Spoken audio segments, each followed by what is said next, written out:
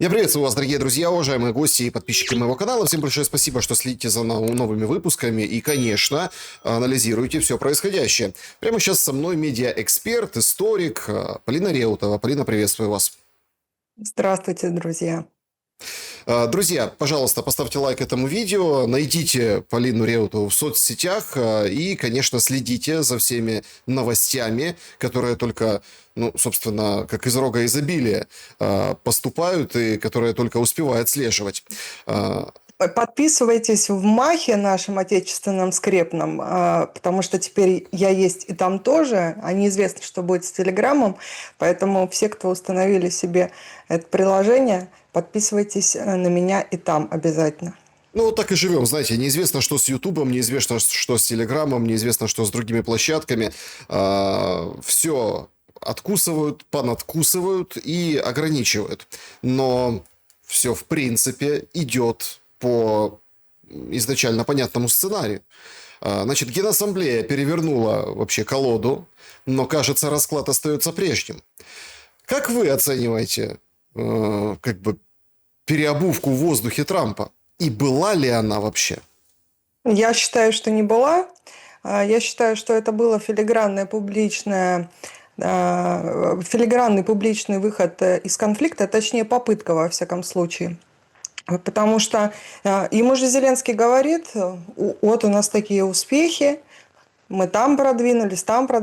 Ну а Трамп в ответ: вау, как здорово, вы с европейцами прекрасно справляетесь сами без меня. Продолжайте в том же духе, и у вас очень многое получится, раз у вас такой темп продвижения здоровский. Тут в этом был смысл. Дальше то, что он говорил, мы будем продолжать странам НАТО поставлять оружие, а что уж с ним делать, страны НАТО сами будут решать. Захотят оставить себе, захотят передадут Украине, а захотят вообще не будут покупать, там вариантов много. И здесь на самом деле это попытка выйти из конфликта, попытка, подчеркиваю, не фиксироваться как сторона конфликта ни в коем случае, потому что получается такая ситуация, что Запад, а это Марк Рубио, кажется, говорил, что Запад, коллективный вот их конгломерат, он ведет прокси-войну с Россией на территории Украины, а если они ведут прокси-войну, значит, они сторона конфликта. А по всей видимости, исходя из того, какая сейчас конфигурация складывается, они, получается, сторона конфликта проигравшая. Поэтому они не хотят фиксироваться как сторона конфликта, я это подчеркиваю, утверждаю, и поэтому они начинают рассказывать сказки Венского леса о том, что, ну, в частности, Трамп при первом удобном случае упоминает Байдена, он обыкался уже, мне кажется, потому что он сопровождает, эта фигура сопровождает Трампа ежедневно и при каждом удобном случае. И поэтому он и говорит, что это война Байдена, это не моя война, и он как бы отмежевывает, в принципе, Соединенные Штаты от этого конфликта и отмежевывает Соединенные Штаты от того, чтобы они были признаны стороной конфликта, дескать, эта война отдельной администрации была, а не всего государства Соединенные Штаты Америки. А выглядело это, я посмотрела и украинский мейнстрим, выглядело очень потужно. Все, значит, начали хлопать в ладоши и рассказывать про то, что Трамп прозрел, Зеленский великий дипломат, наконец-то смог Фредовичу показать, как на самом деле дела обстоят. Я думаю, что там была вот эта вот мантра, в том числе, которая разгоняется офисными экспертами и по моноэфиру, подтверждающая слабость Российской Федерации, потому что всего лишь, дескать, то ли 1%, то ли меньше 1% территорий боевым способом были захвачены. Вот это в качестве аргумента приводится. Я думаю, что вот этот вот вектор был выбран так называемым президентом Украины Зеленским. И на что, собственно, Трамп сказал: ой, как здорово, на фоне снижающейся поддержки военной, в первую очередь, со стороны Соединенных Штатов, такие невиданные успехи, так зачем вам мы? Вот я это так вижу на самом деле. Но одновременно с тем я сторонник концепции, которая заключается в том, что анализировать Трампа, как правило, в принципе, ошибочно. Потому что он говорит не для того, чтобы донести некоторую мысль, а говорит для того, чтобы сказать, во всяком случае публично, заполнить пустоту, ну, в духе постмодерна. Когда э, мысль выражается не для того, чтобы люди пришли к какому-то умозаключению, а для того, чтобы заполнить информационную пустоту в данном случае. Ну, я здесь с вами вот конкретно здесь не соглашусь, вот конкретно. Здесь сейчас я закончу эту мысль. Здесь мы будем делать выводы уже исходя из того, какие будут дальше действия. То есть мы живем в эпоху, когда надо анализировать не слова, а анализировать действия. Говорить можно все что угодно. Главное, что будет, так сказать, сделано непосредственно. Вот мы и посмотрим. Но если анализировать его выступление, ну, ООН, понятно, кстати, я разбирала его вот это выступление в ООН, и я очень во многом с ним согласна, особенно в части того, что ООН – это бесполезная организация, совершенно уже декоративная, и когда он говорит «ООН мне мешает», ну, он как человек эгоцентричный, проецирует все на себя, в данном случае ООН мешает всем, я бы даже так сказала. И ООН, в сущности, умерла в тот момент, когда был установлен однополярный мир с гегемонией Соединенных Штатов, потому что сам смысл ООН потерялся. Он регулировал отношения между двумя полюсами. После того, как развалился Советский Союз, ООН как структура, собственно, свою функцию перестала выполнять, уравновешивание силы. Первый такой яркий знак был это событие в Югославии, когда без необходимой процедуры в виде вынесения на повестку в Совете Безопасности ООН просто были бомбежки. И тогда стало понятно, что, собственно, зачем оно надо. А сейчас это просто декоративное в большей степени, потому что даже Совбез уже ничего не решает. Там было решение еще, по-моему, 8 лет назад или около того по поводу Израиля в Совете Безопасности. А это решение, которое обязательно к выполнению, в отличие от того, что тех резолюций, которые Генассамблея проводит. По поводу Израиля, по поводу недопустимости оккупации сектора Газа, потому что согласно общепризнанному международному праву, там западный берег реки Иордан и Голландские высоты являются территорией оккупированной, и недопустимость дальнейшей оккупации. Что-то около того было, ну а толку? Да. Израиль продолжает делать то же самое, что и делал. Ну, в общем, в части бесполезности ООН полностью согласна. А так, в принципе, он ничего нового не сказал, как мне представляется. Ну да, вот это, кстати, парадокс. По смыслам ничего нового. То есть он гнет свою линию. Он, в принципе, сказать, что мы видели какого другого Трампа, можно, но только по форме. Он изначально шел туда как на бой, ресталище. Это было анонсировано, это было продемонстрировано. И принципиально важно, что вот как вот здесь не совсем работает, наверное, этот аргумент. Трамп, как это, шелест утром, шелест днем разный, пел Лепс, да? Трамп утром, Трамп днем тоже разный, понимаете, в чем дело? Тут получается, что это не работает история, потому что это четкая продуманная заготовка. Это конкретный ход. Это прям, ну, причем он играет на многих досках, да, Трамп, вот этим действом. И вот конкретно, если по Украине, это четкий ход. И Зеленский было видно, что он посыпался. Потому что, ну, опять-таки, мы же здесь не просто для того, чтобы давать оценки, а немножко пытаться анализировать. У него были такие ляпы, которые не мог позволить себе никто. Это унижение главы государства, вкладывать ему в рот то, что он говорил. Причем и на Генассамблее, когда он выступал, и в интервью, и так далее, и так далее. Значит, я наведу 3 момента. Момент первый. Значит, из Генассамблеи, да, он из выступления Зеленского говорит, вот, мы там, время поменялось, страна, которая там не имеет больших ракет, но имеет дронов и десятки тысяч людей, которые готовы, в общем-то, их запускать, умеют. Погодите, так нам вот 3 недели назад рассказывали про чудо фламинго, которое летит на 3000 километров, несет потрясающий какой-то заряд, вообще просто испепелит европейскую часть России и, ну, вундерваффе какое-то, правильно? Ну, как бы, нет, все, получается, дроны. Ну, хорошо, дроны действительно серьезное оружие.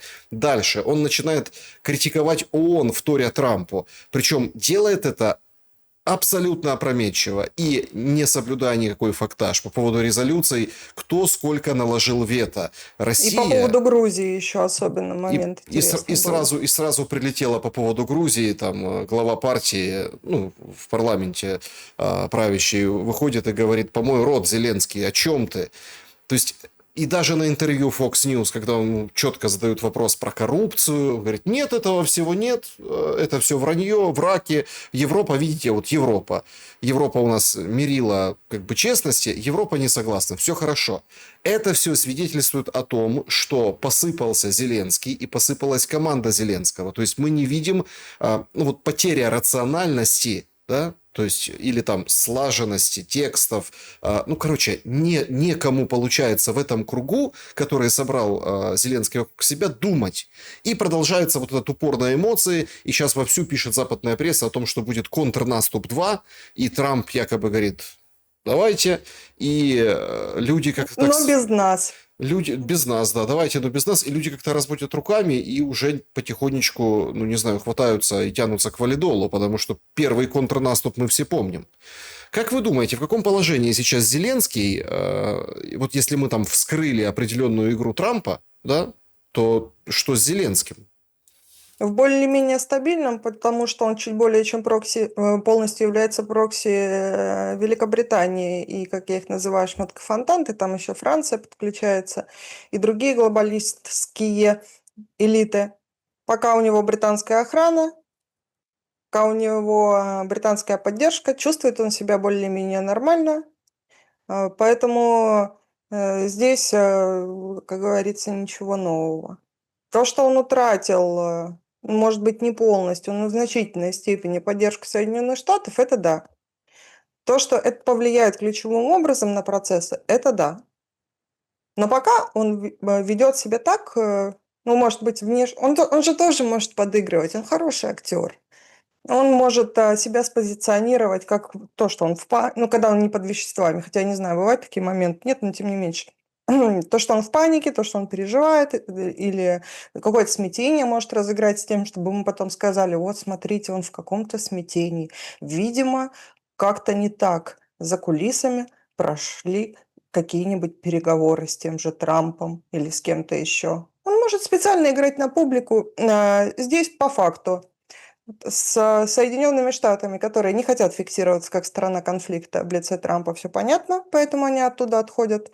Европа же, коллективный Еврорейх, он пока не отошел от этой концепции, что они страна конфликта, они, в принципе, прямо об этом так или иначе заявляют на разных уровнях, то, что они воюют руками Украины, грубо говоря. То есть они не отмежевываются пока от этой темы.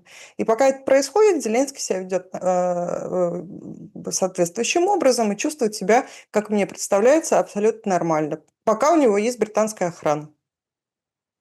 Вот и все. А И пока что, ему позволяют получать неплохие гешефты за счет этой войны, в том числе и политической. а что за дроны разлетались? Слушайте, ну это прям какой-то, ну не знаю... Вообще странная история, если честно. Как бы паника неимоверная. Значит, прошлой ночью, понятно, там был Копенгаген, там прошлой ночью Ольборг, аэропорт, все, посадили рейсы, сказали, никому никто никуда не летит. Дроны, какие-то дроны летают, их не сбили, эти дроны. Выходят официальные лица, а это же официальные лица, это же, ну, министр выходит Дании, да, и комментирует ситуацию. Говорит, это какие-то там актеры, вот профессиональные, вот это все, это... Дальше пресса рисует какие-то стрелочки, где в эти дни, да, какой-то танк из танкерного теневого флота Российской Федерации прошел какой-то корабль. И не один, два. То есть они как-то так обогнули Данию и куда-то отправлялись. И, мол, намекает, что, может быть, с этих кораблей отправляли какие-то дроны. Но никуда ничего не попало, никто нигде, собственно, не полетел.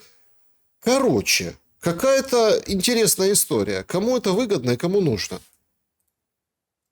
Ну, как-то поразительно совпадают заявления Зеленского с появлением неопознанных летающих объектов над Северной и Западной Европой. Вам не кажется? Ну, это во-первых. Не знаю, может быть, совпадение. Во-вторых, там часть дронов, они какие-то саморастворяющиеся. Там большинство никто не видел, только в прессе написали, что они были. Ни фотографий, ни видеоматериалов. Просто сказали, что они были. Это второе. Третье, кому выгодно? Да мне кажется, всем на самом деле. Европа истерит и показывает, дескать, вот у нас агрессивный агрессор здесь, совсем разбушевался, пошел дроны пускать уже аж туда. Поэтому нам нужна натовская поддержка, а НАТО, как известно, более чем наполовину, по сути и по форме, это Соединенные Штаты. Это с одной стороны. С другой стороны, выгодно, наверное, и Зеленскому в том числе, ну, вот как демонстрация того, что Россия – это нечто неадекватное, и если вы сейчас нас бросите, она непременно пойдет дальше. И вот эти вот дрончики – это только цветочки, а ягодки – это будут летать Искандеры, Орешники и Посейдоны. Вот то, что может Зеленский рассказывать публике своей. А Российская Федерация просто на это смотрит и с улыбкой, и с ухмылкой. Но я далека от мысли, на самом деле, что это наших рук дело в данном случае. Мне почему-то кажется, что это скорее внутриевропейская провокация. Ну, там есть очень И интересный... да, и по поводу теневого флота. А что такое теневой флот, кстати? Теневой флот – это тот флот, который не страхуется в Великобритании. Все. Это единственное, что теневой флот отличает от нетеневого. Там, где он страхуется, место. Поэтому, ну, ходят и ходят, собственно. Почему нет? Ну, Так можно вообще обнаружить, сколько человек, там, условно говоря, с российскими паспортами находится на территории этих стран с таким же успехом, и сказать, что это непременно кто-то из них соорудил и устроил. теневая страна, да, я понял. Теневая страна, конечно. Смотрите, тут очень важный момент, что над Данией разлетались дроны не просто так. Они же там завод открыли, и самое первое, в первых рядах. Сегодня сообщили о том, что в британском городе Суиндон взрывались склады, и даже люди присмотрелись, детонация. То есть что-то такое происходит. Понятно, информации не так много. Это момент нашего с вами разговора. Может, дальше распишут британская пресса все-таки плюс-минус свободно в отношении внутренних своих каких-то дел. Но тревожно в Британии стало. Причем подрыв этих складов как бы сопровождается очень интересным, собственно, информационным поводом, что вот министр в своем профильном журнале Defense Journal писал 16 сентября Джон Хилли, что елки-палки, так мы строим завод для дронов на 400 миллионов фунтов стерлингов. Какая-то вот очень интересная история. Смотрите, там заводы и куча дронов, и все переживают. Они, правда, никуда не попадают. Ну, история с заводами, ну, так совпало в одном городе, представляете? Хотели построить завод, и вот такая детонация на складах. В общем, что-то происходит, кажется.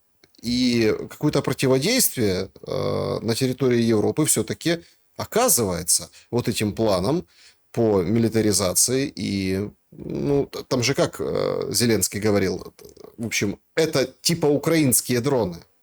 Ну, то есть, это наши дроны. Просто завод в Британии. Ну, там деньги британские или там датские, а в данном случае там американский инвестфонд, то есть дал денег. Но завод в Дании, но дроны как бы украинские. Поэтому мы, смотрите, вот мы боремся, это украинские дроны. Хотя, что там из них украинского, очень сложно понять. И вот тут такой парадокс, представляете? Дроны летают неопознанные, НЛО над будущими НЛО. заводами. Ну, это прокси-война разных уровней. И, как мне представляется, совершенно не обязательно искать российский след, потому что очень много оппозиционно настроенных сил внутри Европы к действующей конфигурации.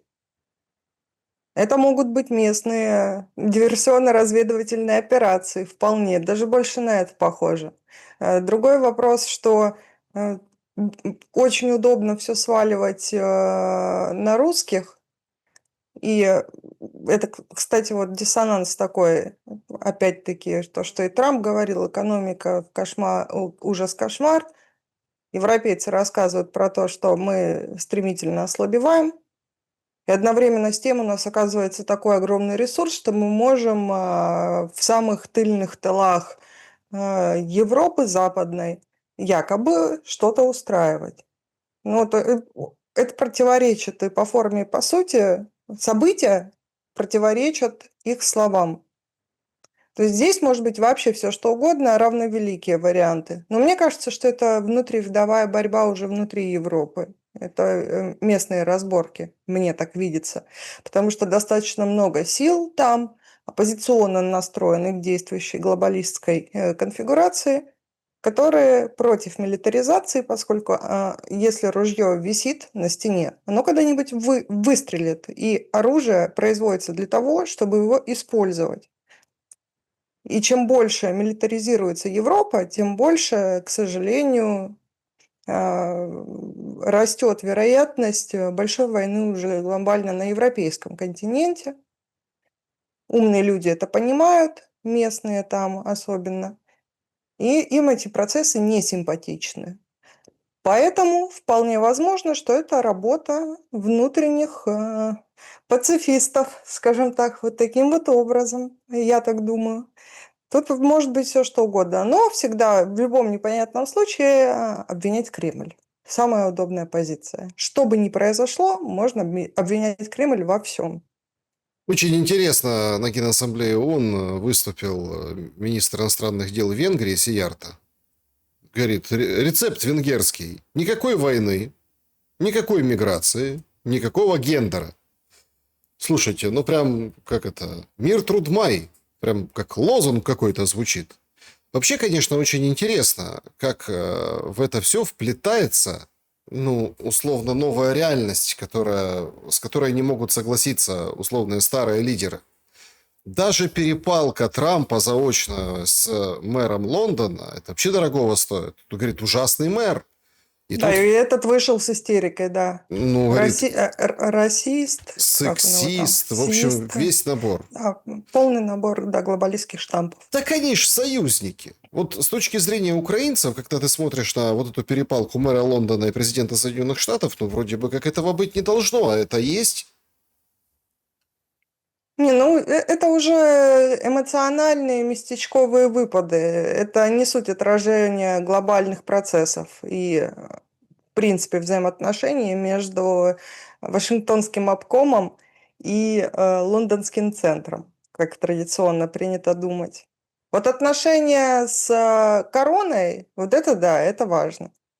А что там говорит руководитель, пусть даже из столицы, но это несколько иного масштаба, в принципе, фигура. Но это все равно, чтобы у нас сейчас Сергей Семенович Собянин, я не знаю, с кем, ну, тоже с каким-нибудь Трампом или с Макроном бы поссорился. Приехал бы какой-нибудь Макрон, сказал, ужасный мэр. Хотя это трудно, конечно, сказать, с учетом того, как выглядит Москва.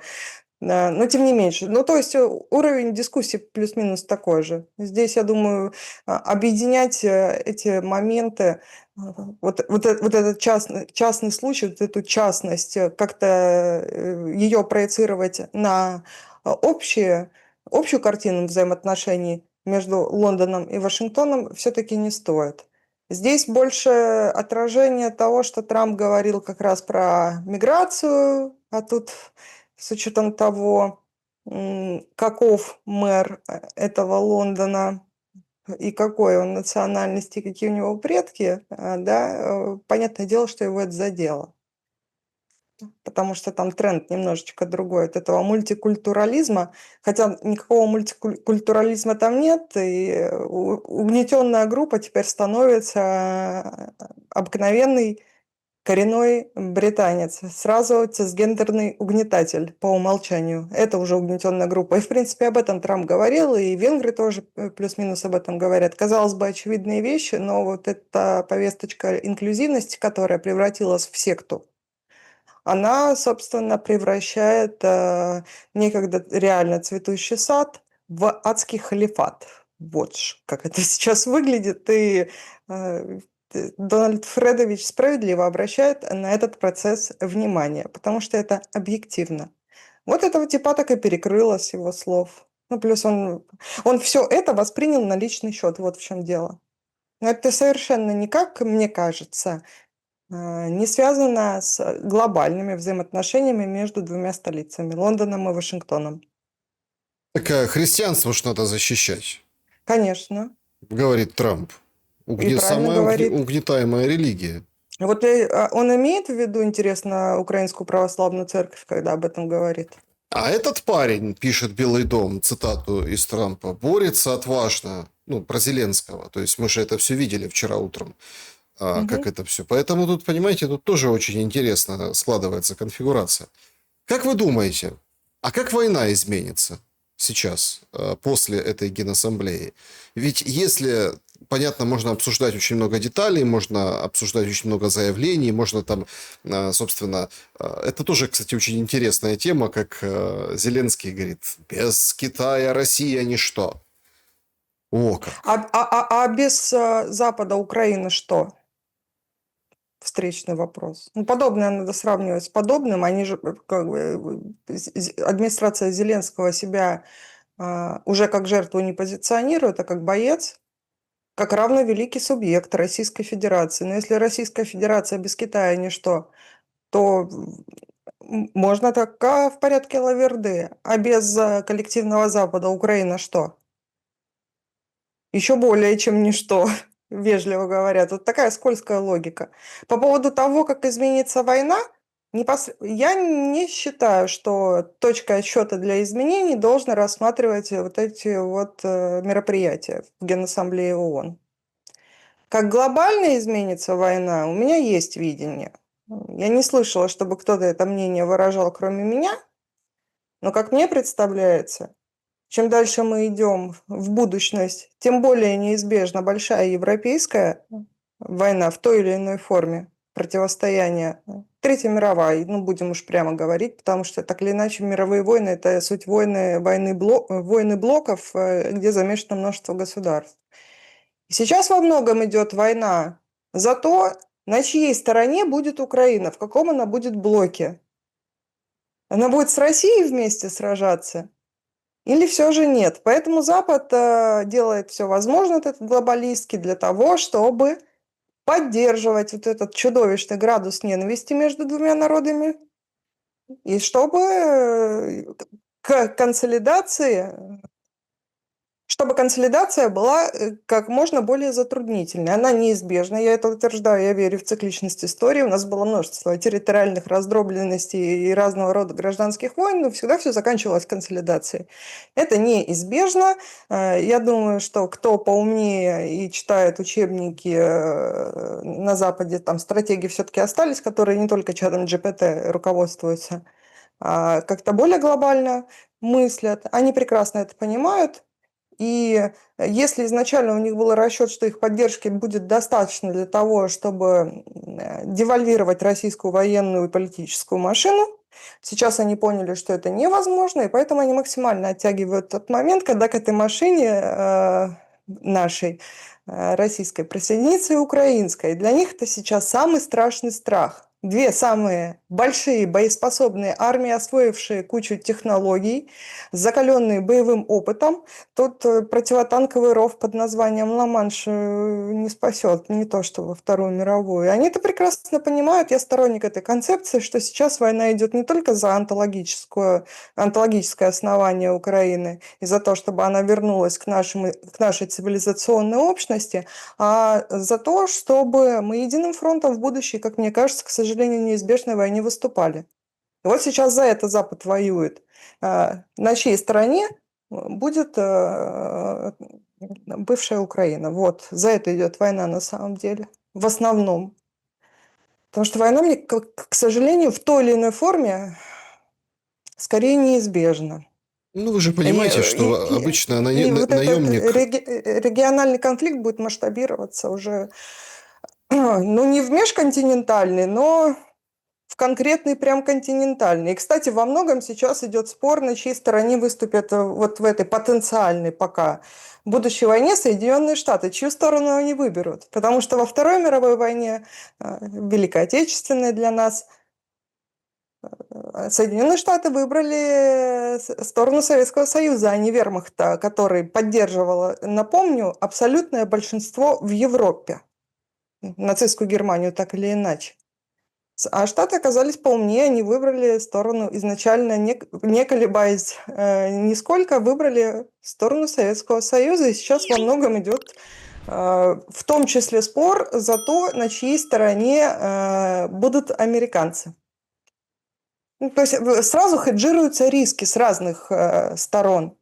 Сейчас вот этот перелом, то, о чем вы говорите, он скорее демонстрирует, даже если историческую аналогию провести, что американская администрация, не знаю, насколько это ситуативное в моменте, пока Трамп, или это уже стратегическое решение принято, что в случае чего Соединенные Штаты будут таки нам помогать, а не условному будущему Четвертому Рейху в той или иной форме, как он образуется. Ну, вот такая у меня концепция, я так думаю. Это глобально. А конкретно вот эта Генассамблея, ну, сейчас ООН, опять-таки, приводя историческую аналогию, это плюс-минус то же самое, что Лига наций образца, скажем, 1939 года. Вот так. Если организация, а мы видим это по результатам, не смогла предотвратить огромное количество весьма кровавых конфликтов, а она в первую очередь создана для того, чтобы наш глобус в мире проживал так или иначе, значит, эта организация неэффективна. Значит, нужны новые международные институты, которые будут эффективны. Вот и все. Поэтому будет ли она, будущая организация также называться, и будет она реформирована, или же это будет принципиально новое объединение с новым названием и с новой штаб-квартирой, пока сказать трудно. Но, я думаю, несколько лет Ну, и все. смотрите, как бы, давайте И так, конец. несколько лет, это вы имеете в виду Третья мировая, когда прогремит, тогда будет новая ООН. Мы это, в принципе, можем... Только она может быть в другой форме, в менее кровавой, в более технологичной. То есть надо учитывать контекст времени. Война очень сильно зависит от того, какие технологии используются. И одновременно с тем главный двигатель научно-технического прогресса – это всегда война. Потому что он вынуждает людей искать новые решения. Как правило, высокотехнологичные. И войны очень сильно менялись. Один момент, когда на шпагах дерутся, другой момент, когда стрелковое оружие появилось, третий момент, когда появилась гусеничная техника и авиация. И вот сейчас появились дроны. Понимаете, тут тоже такой момент, он такой своеобразный, наверное, да, это в зависимости от того, насколько ты масштабируешься. Вот вы как бы взлетели в полете масштаба над, ну, как бы понятно, да, на то, что война идет на чью сторону, условно, куда примкнет Украина, ну, Да, в 100%. будущей войне. Это так очень глобально, да. А с другой стороны, если все-таки масштабироваться от темы техники, и тоже абстрагироваться и посмотреть на все, ну, смотрите, давайте будем откровенны. Эта война, это вообще не технологичная война. Нам рассказывают про какие-то там искусственный интеллект, про каких роботов, этих всех. Смотрите, эта война не технологична, не потому, что там нет каких-то элементов, крутых каких-то наворотов, да, или каких-то там, ну, там, эпизодических или регулярных развивающихся технологий. Это война смесь всех войн. Смесь, где Все войны, Саш, это смесь всех предыдущих войн, просто с добавлением новых технологий мы увидим и и эту контекстов. и сетку антидроновую, и палку-копалку, да, и штык-нож, и все мы видим в этой войне. Вот такая вот куча мала. Поэтому тут вычленить какой-то там... И к чему я это говорю? Потому что нет гегемона или, как скажем, передовика, который вот четко, смотрите, у меня вот есть, например, лазер, да, как в «Звездных войнах», а у вас этого нет. И поэтому я вас победю. И Саш, вот так. Саш, будете смеяться, у нас уже есть разработки рабочие на фронте, которые лазером реально умеют Ну, это сбивать. так, это имеется в виду, это метафора. Это не в прямом А я, смысле этого а слова. я вам в прямом смысле говорю, Ну, в я прямом видела смысле своими глазами. и британцы показывали, и израильтяне. Понятно, что это все шагает вперед. Вопрос же войны, наверное, все-таки глубже в смыслах. Как вы отнеслись к вот этому, ну, сегодня там, да, разошлась новость по поводу Стуба, который говорит, что вот почти готовы военные гарантии безопасности для Украины. Значит, основная ответственность в гарантиях безопасности будет лежать на Украине, и украинской армией, которая будет поддерживать Европа. Слушайте, Трамп четко сказал, ребятушки, ну, то есть не время, потом. То есть мы же видели вот это все. О, Украина, вперед, границы 91 года, пускай повоюют. А что по гарантиям? Да позже. А вы верите Путину? Я Через отвечу вам месяц через месяц. посмотрим. Понимаете? Это получается месячник доверия и недоверия Путину сейчас у нас происходит. Как бы ситуация стратегической неопределенности. А тут тема гарантий всплывает. А что может гарантировать Европа? Ну, получается, как это? Деньги и оружие. А вы, мол, украинцы воюете. Это гарантия безопасности в этой войне? Но я когда прочитала то, что сказал этот кадр, мне сразу иезуитски вспомнился его же пример Финляндии 1944 года, на который он уже сослался в Вашингтоне. Я напомню уважаемым зрителям или поведаю тем, кто не в курсе, до того, как Финляндия была вынуждена в 1944 году перейти на сторону Советского Союза, быстро поменять тональность свою, у него было огромное количество гарантий безопасности, весьма серьезных со стороны вермахта, включая присутствие немецких войск в Лапландии. Ну, как мы видим, что-то пошло не так. И гарантии не прогарантировали, сняли с гарантии Финляндию тогда. Просто в контексте Ступа и его любви, как мне кажется, к истории, интересно было бы у него поинтересоваться, извините за тавтологию, а он свой отечественный опыт тоже учитывает, когда глаголит про гарантии безопасности для Украины или не очень? Да никакие, какие могут быть гарантии в нынешней ситуации? Конечно, нет.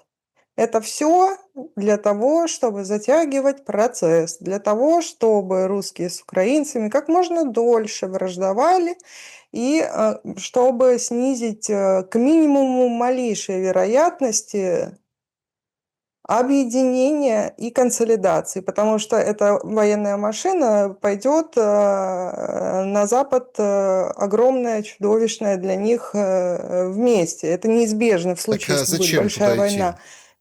Ну, смысл туда идти? Ну а зачем мы туда до Берлина шли? Зачем мы в 812-м до Парижа шли? Ну, Нет, наверное, ну, имеется в виду... Саша, Саш, смотря какой будет контекст. Здесь суть в том, что все эти заявления и действия стоит рассматривать только исключительно как попытку затянуть противостояние, потому что чем дольше противостояние, тем труднее нам и дольше мы будем там не то что объединяться, мириться. Это неизбежно, это будет в любом случае. Они это прекрасно понимают, поэтому они рассказывают вот эти вот все сказки Венского леса. Вот и все. Это исключительно словесное, в том числе затягивание решения вопроса. Им решение вопроса невыгодно по означенным выше причинам. Все, иначе это рассматривать никак не представляется возможным. Ну вот финский, как бы, да, пример весьма показательный. И может и проиграться и на Украине тоже во многих пунктах. Но единственное, Украине нужны гарантии безопасности от Запада, от не западные гарантии безопасности, а от Запада, защита от Запада, вот что надо на самом деле Украине. И единственный, кто может защитить Украину, потому что подлинный враг это там, это ползучая квази-гибридная интервенция, которая вылилась в то, что мы сейчас, собственно, наблюдаем. Единственная страна, единственные две страны, которые способны дать гарантии безопасности Украине, подлинные, которые действительно готовы были бы воевать за Украину, это Российская Федерация, ну, совместно с Республикой Беларусь, ну и северные корейцы тоже, это наши настоящие, как мне представляется, единственные союзники, потому что они доказали свое союзничество на деле своими жизнями. Вот, в Курской Ну, губернии. смотрите, Все, это тут... поэтому гарантии безопасности Россия уже будет Украине давать, что эти упыри больше ничего такого, чтобы не могли исполнить на территории так Важные называемой нюансы, Украины. важная ремарка по поводу корейцев. Смотрите, это я, например, воспринимаю это не как, ну там понятное дело, там все ура, там россиянин и кореец братья, и начинают искать исторические подтексты. Нет, это отношение к подписанной бумаге. Ну вот, Нет, это нет, Саш, исключительно отношение к подписанной бумаге. То нет, есть Саш, не подписали — работает, не согласна. подписали — не работает. Саш, не согласна, я глубоко довольно знаю эту тему, я знаю, как туда приезжали, как это происходило, видела немножко даже своими глазами тут на Курском направлении, вот, и довольно давно в корейских военных штабах и казармах висит интересный плакат: «Вступайте в корейско-русскую освободительную армию». Там такой контекст. Это довольно давно, это не после того произошло, как мы заключили вот этот договор, о котором вы говорите.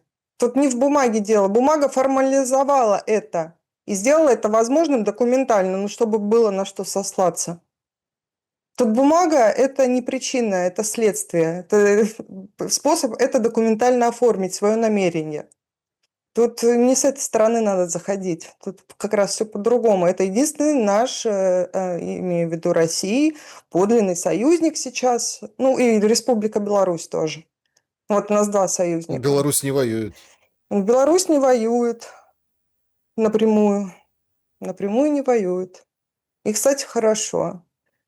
Потому что тяжелее удерживать еще вот столь огромную линию фронта. Ее и так трудно удерживать. А если бы еще и белорусы были бы вынуждены подключаться, было бы нам же и хуже. Не только Украине, всем было бы хуже. Чем длиннее линия фронта, тем хуже обеим сторонам. Тут поэтому и хорошо. Что вы думаете по поводу, это у меня, кстати, в эфире Кость Бондаренко озвучил, плана «Одесский капкан», имеется в виду выборы, нестабильность в Молдове. Там, кстати, оппозиционера везут из Греции в наручниках сегодня, Плохотнюка. И такая вот очень интересная штука, то есть что-то как бы дестабилизировать эту страну, а потом условно пойти операцией на Приднестровье. Может и Зеленский, кстати, помочь. Он встречается с... Тоже так интересно, встречается с вот этим Джулани, который возглавляет Сирию. Они, во-первых, похожи, да, а во-вторых, ну, тут выше, тут немножко поменьше. Зеленский поменьше, Джулани побольше, они похожи. Значит, Джулани никто не выбирал. И Зеленский уже как бы выбрали его, уже как бы надо опять выбирать. Он сам говорит, будет перемирие, мы готовы провести президентские выборы. Ну, на себя, наверное, намекает.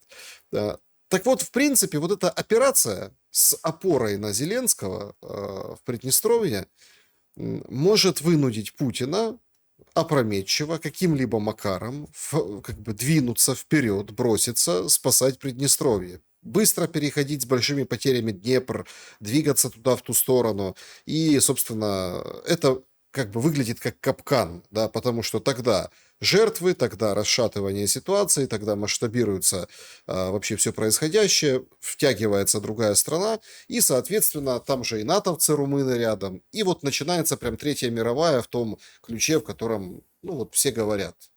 Что вы думаете по поводу этого сценария? Насколько сейчас ситуация взрывоопасна, и это возможно? Потенциально очень взрывоопасная. И если бы не было Курской авантюры, я бы сказала, наверное, что ну вряд ли Украина туда полезет. Но учитывая то, что имела место Курская авантюра, тут уже скажу, не удивлюсь ничему.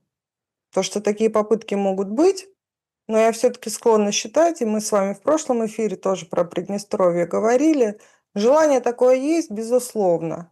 Выльется ли это желание за пределы электоральной кампании, которая сейчас происходит, потому что там ну, потешно выглядит с обеих сторон. Мне сразу вспоминается иноагент Максим Кац, который уже на каком-то стриме, это мемом потом стало, с кем-то спорил. Ты Путин, нет, ты Путин. Нет, эти нападут, нет, эти нападут. То есть там получается, исходя из того, что звучит с обеих сторон, кто бы ни победил, кто-то нападет. Там Да, терцум нон датур, там третьего не дано. То есть эти выборы, согласно и, как их называют, пророссийской риторике, и согласно про западной риторике там, со стороны Санду, Там вариантов нет вообще, получается. Но исходя из того, что их же политики говорят, если прорусские победят, значит, будет нападение на Одессу. Если победят прозападные, будет нападение на Приднестровье. Война неизбежна в любом случае, согласно дискурсу, который сейчас у нас в Молдове во всю силу расцветает. Это тоже глупо выглядит на самом деле. Мне трудно судить, что по этому поводу думает местная публика, потому что тут я не сильна. Но то, что это просто такое довольно легкомысленное использование военной риторики в электоральной кампании с обеих сторон, это совершенно точно, потому что это расшатывает как минимум нервную систему и готовит определенные почвы для определенных групп лиц на самом деле, с тем, чтобы устроить какую-нибудь провокацию, в том числе с украинской стороны. Здесь вообще не удивлюсь, то, что это возможно. То, что Россия в случае, если Приднестровье будет в опасности, будет вынуждена реагировать, 100%. То, что наше начальство это понимает, 100%. И, как мне представляется, делает все, чтобы прохеджировать эти риски, чтобы этого не произошло. Ну, не публичным способом, но, я думаю, предпринимаются меры для того, чтобы этого не случилось. Но то, что попытки быть могут, да, вполне. Вполне. Но я как понимаю, судя по тому, как там сейчас развивается вся ситуация, большинства ни у кого не будет. Там будет плюс-минус, наверное, 50/50, и какие-то коалиционные будут силы. Как они пройдут через вот этот рубеж электоральный, пока непонятно. Но тут заведомо условия неравные у обеих сторон, потому что если за рубежом у диаспоры, на Западе я имею в виду, для волеизъявления хотя бы по количеству бюллетеней препятствий особых нет, в то же время даже банальное количество бюллетеней, которые отправляются в Российскую Федерацию, там несколько десятков тысяч, если мне память не изменяет. Ну, во всяком случае, на прошлых выборах так было, на президентских. В то время как у нас почти 1 000 000 граждан Молдавии в России. Ну, Вообще, конечно, может, результаты могли бы быть другими, если бы все были в может, равных условиях. может Вот все я к чему. проще. Поэтому не знаю. Ну, может, все проще. Смотрите, вот даже вот эта аргументация, она же правда основана на прошлых выборах, когда Санду победила за счет, ну, вот этого иностранного участка, Да. иностранных голосов. Может, это вся воинственная риторика для того, чтобы правда пошли люди на выборы и за границей тоже, да, то есть не только За внутри. границей на Западе, чтобы в Россию они Да, пошли, да. это нет, это не надо. Тут за границей имеется в виду на Западе, Да, а не вся за граница, да. и поэтому говорят, вот давайте сейчас война, тут Зеленский, тут Путин, сейчас будет Третья мировая, тут французские эти на заправке, потом оказалось, что это не они. Ну, то есть это специально для того, чтобы привлечь внимание, чтобы как раз-таки к Санду, да, и пришли вот эти западные голоса молдаван, и которые сказали, ой, не-не-не, ни в коем случае, потому что когда у человека есть выбор, вот такой отчетливый, или война, или, ну, условно, пусть будет как есть, он выберет, пусть будет как есть. Это нормальный, здоровый выбор.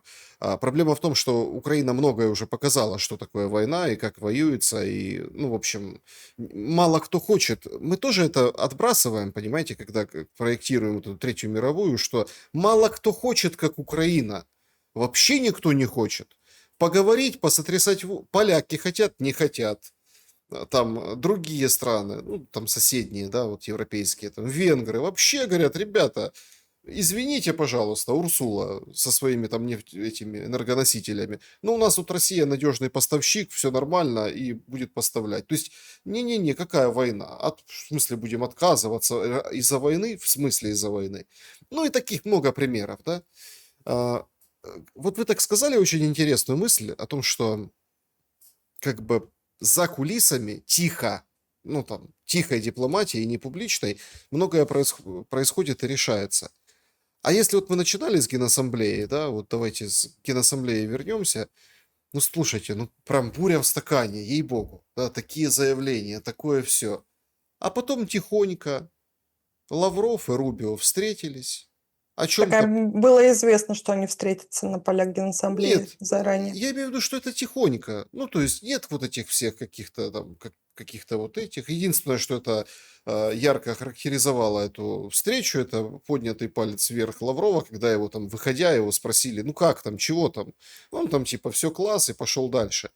Так это так и выходит, что вот это все шоу для бедных, да, представление. А так-то у них все класс. Ну, в эпоху постмодерна, опять-таки, хотя мы уже в метамодерн влетаем, мне кажется. Говорят что-то не для того, чтобы мысль донести, а для того, чтобы сказать. В то время как настоящие процессы и действия происходят за пределами ярких выступлений, как правило. И мы живем в эпоху, когда нужно глядеть на действия и анализировать действия и события, а не слова и заявления. Хотя вот российская сторона, кстати, здесь отличается тем, что, как говорит Россия, то она и думает, и то и есть. Если она что-то говорит, значит, так оно и есть. Если мы там анализируя, в попытках анализировать Трампа, да, Зеленского, вот, европейских маргиналов, например, у нас сразу на подкорке сказали одно, а что они на самом деле имели в виду? И не имели ли они в виду ровно противоположное? Вот в случае с Россией, вот то, что говорится, то и имелось в виду, вот по старинке. Русских просто в данном случае анализировать. Потому что говорят наши, как правило, мало, но если говорят, то четко и по делу. И двойного дна, как правило, искать не надо, в этом разница. Поэтому вот палец вверх, все, ок. Ок. Да. Со стороны РФ ок. Другого как бы и не добавить. Вот и все. Все очень просто. Вот русских просто анализировать. Ну, с вами, наверное, не согласятся российские оппозиционеры, которые, ну, анализируют все вот во многом, да, и в большом количестве. Ну, вот, вот сейчас, например, срочников будут по-другому призывать. В первом чтении Дума закон Да. приняла. Круглый год. Круглый год. Да, Вот. круглый год. Это же не приближает всех к миру, правильно? Это Они, Саша, а вот смотрите еще раз. Здесь надо разделять. а, Такая мысль.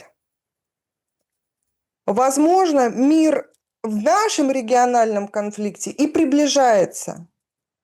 Но параллельно идет подготовка к более масштабному континентальному конфликту. И в этой части нет, мир на континенте не приближается. Это одно другому не тождественно. Вот я к чему. И те же самые действия со стороны России по по вот этой инициативе, которую вы упомянули, что у нас теперь призыв круглогодичный, это вовсе не значит, что это направлено непосредственно, ну, в том числе, пока она идет, да, непосредственно на войну на Украине. У нас идет масштабная подготовка, и со стороны Европы, кстати, тоже.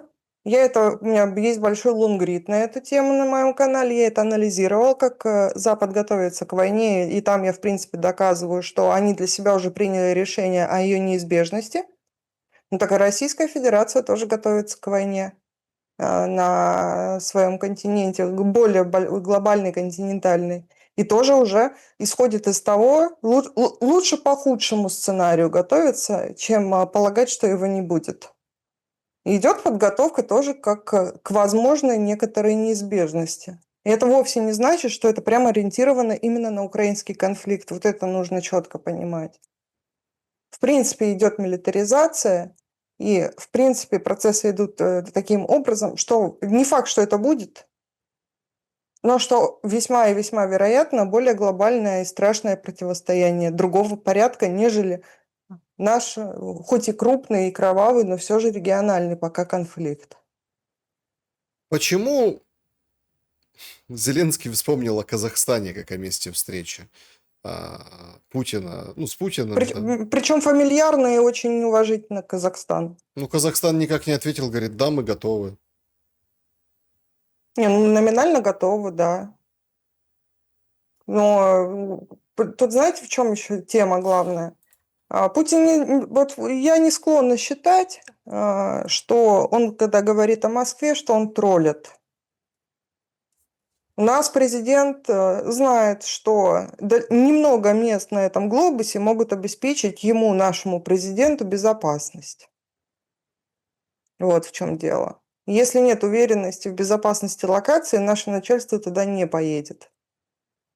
Одновременно с тем, понятное дело, что ежели бы сюда приехал Зеленский, ему бы безопасность была бы обеспечена на должном уровне, потому что у нас начальство, если об этом говорит, значит, оно так и есть. И то, что Зеленский до сих пор жив, лучшее тому подтверждение. Были же даны гарантии через прошлого премьера Израиля, что Зеленского трогать не будут. Вот его и не трогают.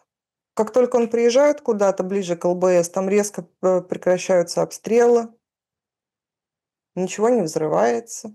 Вот, кстати, зелье – это лучшее ПВО для... Вот они про этого Келлога, маргинального деда, говорили, что хорошее ПВО. Вообще, по идее, для Юго-Востока Украины лучшее ПВО – это зелье, потому что там, где он есть, ничего не прилетает реально. Вот на данный момент лучшее ПВО на самом деле. Поэтому здесь как бы, ну, мог бы быть, может быть, и Казахстан.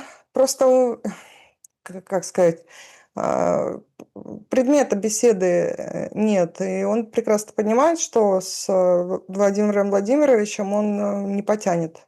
Вот эти концерты, они не получится никакой концерт устроить. Хотя были попытки еще.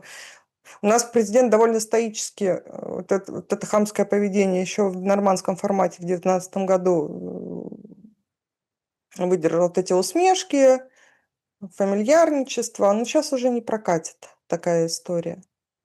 Поэтому говорить о встрече можно, кричать, что хочу встретиться, а как до дела дойдет, так сразу будет 1001 причина, по которой эта встреча невозможна. Хотя готовность была выражена Алаверды, что если хотите, то пожалуйста, ну вот сюда. Вы же просите о встрече. Ну вот, пожалуйста, приезжайте. Ну, Минск мог бы быть тоже как вариант. Вполне возможно. Я думаю, кстати, Саш, что скоро мы узнаем о попытке Зеленского созвониться с Путиным. Ну, где-то в течение недели-полутора.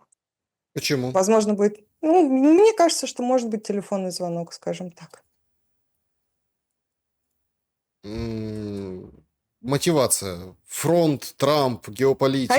а я не знаю мотивации, я говорю о факте, что он возможен.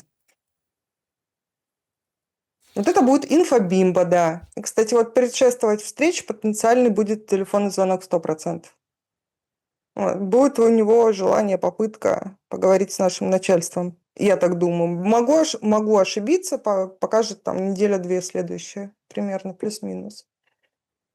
Ох уж эти 2 недели. 2-3 недели, да, как Люся Ну, смотри, Карамелька Арестович. 2-3 недели. Это и, и Трамп тоже. Цитаты великих, И Трамп да. тоже, и все остальные тоже. Ну, говорят, что Козак ушел, и это прям какая-то вот такая Кстати, история. Саш, очень интересная тема. Я про это отдельно прям напишу.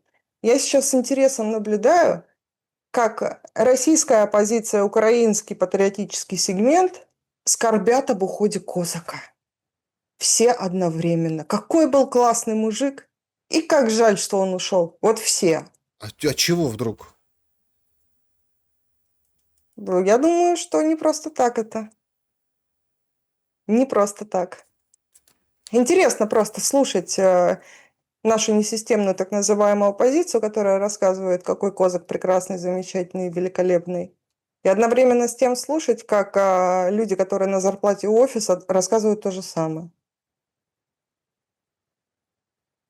Смотрите, я Совпадение? Не думаю. не знаю, я ничего не могу сказать по поводу Козака, точнее как могу, но просто, ну, смысл, ушел и ушел. Просто почему это... Ну вот это, кстати, уход Козака, собственно, объясняет поведение экстремиста и террориста, который к вам по понедельникам ходит, потому что Это связь с Левочкиным, а данный кадр, насколько мне известно, он работает с Левочкиным, было дано новое ЦУ. Вот и все. А кстати, была связь именно с офисом через Левочкина. Ну, смотрите, это все Москвы. понятно, неоднократно опровергалось. Экстремист-террорист это по российскому законодательству Да, и и по по белорусскому белорусскому. тоже. Поэтому тут, смотрите, тут тоже Кстати, такой момент. и по украинскому, я не знаю, да или нет, возможно, тоже уже, да. Вполне вероятно, да. Слушайте, Владислав Юрьевич Сурков, я надеюсь, когда-нибудь выйдет и много чего интересного про данного кадра расскажет. Ну, ничего не рассказывает Сурков. И Козак тоже ничего не будет рассказывать. Не, ну Козак просто, у него обязы, кстати, это во многом объясняет, почему у него уход получился тихим и с уважением, потому что он с 90-х годов еще по Петербургу, будучи там прокурором, очень близок с Владимиром Путиным был. Их личные отношения очень близкие, связывают во многом. Вот. Поэтому, но, скажем так, как мне кажется, стало окончательно понятно нашему начальству, что его действия последних лет на украинском и на молдавском, в частности, направлениях, вот Молдова вообще стала таким, скажем так, последним гвоздиком в крышку гроба этой карьеры. То, что там сейчас происходит. Только на личных отношениях хороших, базирующихся, должность сохраняться не будет. Вот то, что мы сейчас видим. Тут все-таки у нас уже на результат направлено. Там. Вот. Кстати, Полина Реутова. Медведчук тоже истерит по этому же поводу. Тоже забавно наблюдать за этим конгломератом. Очень много чего интересного. Пройдет немножко времени, и народ побольше узнает и будет очень удивлен. Очень. Полина Реутова, спасибо вам большое за время и мысли. Спасибо, Саша. Спасибо, уважаемые зрители. Ставьте лайк. Да, обязательно поставьте лайк, напишите, что думаете в комментариях, выскажитесь, конечно же, подписывайтесь в соцсетях на Полину Реутову, ссылки в описании здесь, на YouTube.